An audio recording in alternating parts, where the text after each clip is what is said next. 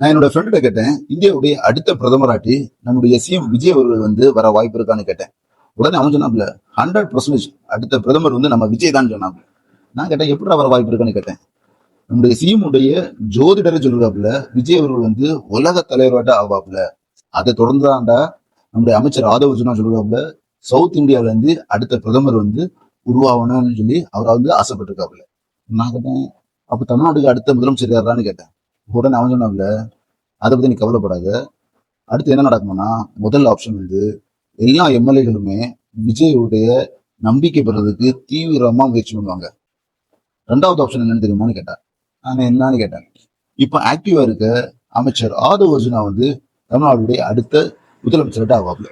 Suppose அதுவும் நடக்கலன்னா அம்மையார் ஜெயலலிதா மாதிரி டிவிக்கு எம்எல்ஏ யார் ரொம்ப கோபமா எளிமையா இருக்காங்களோ அவங்கள யாராவது ஒரு ஆளை முதலமைச்சராட்டி விஜய் அவர் வந்து அப்பாயின்மெண்ட் பண்ணுவாங்க.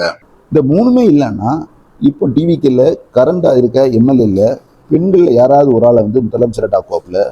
சப்போஸ் அதுவும் இல்லைன்னா கடைசியா எம்எல்ஏ இல்லாத ஒரு பெண்ணை வந்து எம்எல்ஏ ஆக்கி அவங்கள வந்து முதலமைச்சராட்ட ஆக்குவாப்புலன்னு சொன்னாப்புல.